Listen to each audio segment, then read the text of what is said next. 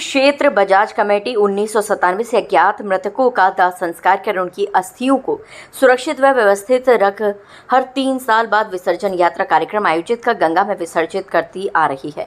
यदि इस दौरान किसी अज्ञात मृतक के परिजन अस्थि फूल लेने आ जाते हैं तो उनको अस्थि फूल सौंप दिए जाते हैं। अस्थि विसर्जन कार्यक्रम अनूठा कार्यक्रम है। इस बार कमेटी 23, 24 व 25 अगस्त को नवम अस्थि विसर्जन कार्यक्रम आयोजित कर रही है। इस बार 2526 अज्ञात व असहाय मृतकों के फूलों को गंगा में विसर्जित किया जाएगा। ऐसा माना जाता है कि जब तक मृतक की अस्थियों को गंगा में प्रवाहित नहीं किया जाता उनकी आत्मा को शांति नहीं मिलती। विद्युत मोक्षधाम परिसर के नवनिर्मित सत्संग हॉल में आयोजित प्रेस वार्ता में कमेटी के अध्यक्ष अनिल जिंदल, महासचिव राजीव अग्रवाल, उपाध्यक्ष विष्णु गर्ग व कोषाध्यक्ष ताराचंद गोयल ने ये जानकारी दी। नवम अतिथि विसर्जन कार्यक्रम की विस्तृत जानकारी पर प्रकाश डालते हुए संयोजक संजीव गुप्ता व मनोज शर्मा ने बताया कि 23 अगस्त शनिवार को सुबह 9 बजे विद्युत मोक्षधाम परिसर स्थित सत्संग हॉल में गायत्री परिवार की ओर से इनकी आत्मा शांति के लिए हवन यज्ञ किया जाएगा। इसी दिन सायंकाल 4 बजे से संगीतमय सुंदरकांड पाठ का आयोजन होगा। आयोजन में सामाजिक एवं महिला संगठनों की भी भागीदारी रहेगी। 24 अगस्त रविवार को कलशों में भरे अस्थि फूलों को विजय अग्रवाल के निर्देशन में तैयार मुक्ति रथ में सुसज्जित किया जाएगा। सत्संग हॉल में ही सायंकाल 4:30 बजे सर्वधर्म प्रार्थना सभा कार्यक्रम में विभिन्न धर्मों के धर्मगुरु अपने शब्दों में इनकी मुक्ति के लिए प्रार्थना कर श्रद्धांजलि अर्पित करेंगे। परंपरागत पुलिस गारद सलामी के लिए भी पुलिस कमिश्नर महोदय से सहमति मिल गई है। 25 अगस्त सोमवार को सुबह 4:30 बजे मुक्ति रथ विद्युत मोक्षधाम परिसर से अवागढ़ एटा कासगंज होते हुए हाड़ गंगा सूरोजी के लिए प्रस्थान करेगा।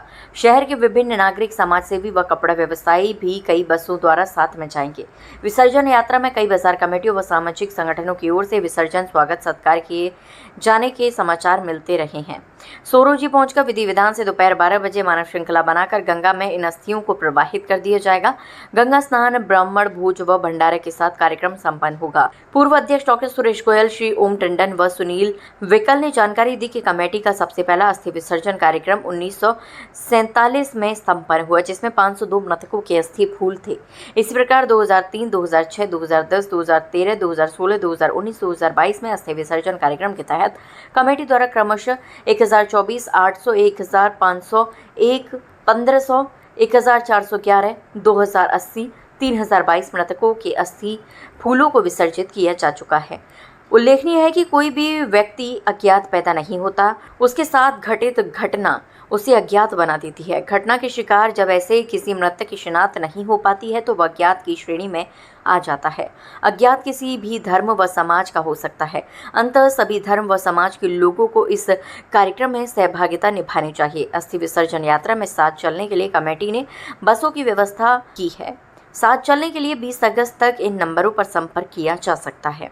ये 25-26 अज्ञात अस्थियाँ हैं, उनको विधि विधान से एक आत्म शांति के लिए सारा कार्यक्रम किया जा रहा है। 20 तारीख को अपना सामाजिक संगठन का बैठक होगी, इसमें 10 बजे परसों, उसमें सब पूरे शहर भर के सामाजिक संगठन आएंगे। 23 को सुबह हवन का और शाम को सुंदरकांड का पाठ होगा।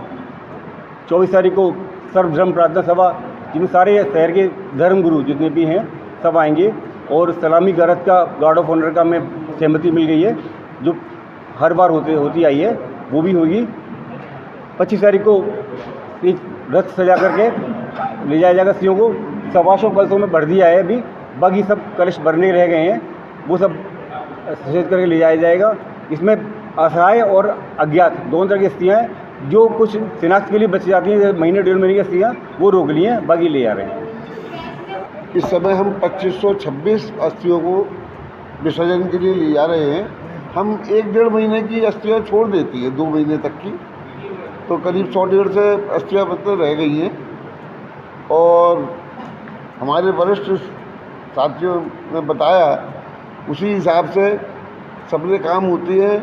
हमारे शास्त्रों के हिसाब से जो भी क्रिया होती है, ये समझो जो असहाय है उसके लिए सुंदरकांड का पाठ भी हो रहा है।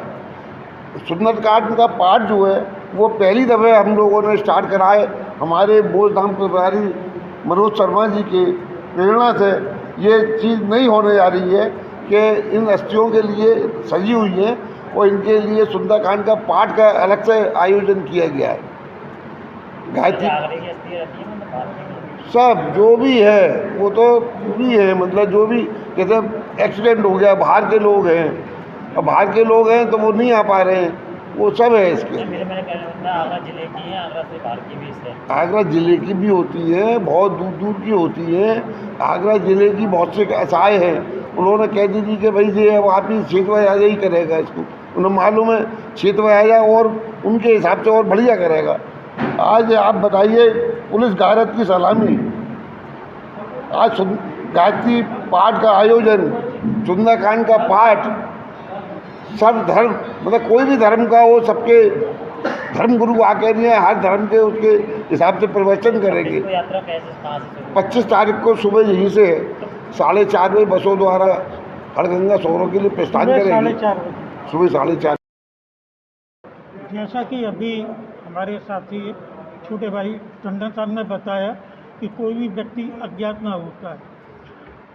पहले क्या होता था कि जो भी एक्सीडेंट से या किसी दुर्घटना से ऐसे शव जिनके की सड़क पर पड़े हुए हैं और पुलिस उनका दाह संस्कार कराती है, उस समय ये दिक्कत थी। पुरानी बात को मैं बता रहा हूँ, ये दिक्कत थी कि पुलिस के द्वारा पोस्टमार्टम होता था, उसके बाद में सब विद्युत शवदाह पर बना नहीं था, उस समय सिर्फ लकड़ी का शमशान घाट था। उस समय एक गुप्ता जी करके एक समाज सेवी आदमी थे, वो उनको डेड बॉडीज़ को पोस्टमार्टम गृह से लेकर के शमशान घाट अपने रिक्शे में आया करते थे और उन अज्ञातों की शवों की का जो भी क्रिया है, कपाल क्रिया, वो क्षेत्र बजाजा निःशुल्क किया करता था। धीरे धीरे उनकी अस्थियाँ, जब विद्युत सत्याग्रह बना तो ये विचार आया सब कमेटी के लोगों में कि अज्ञात लोगों की जो शव हैं उनकी अस्थियों को यहाँ स्टोर किया जाए।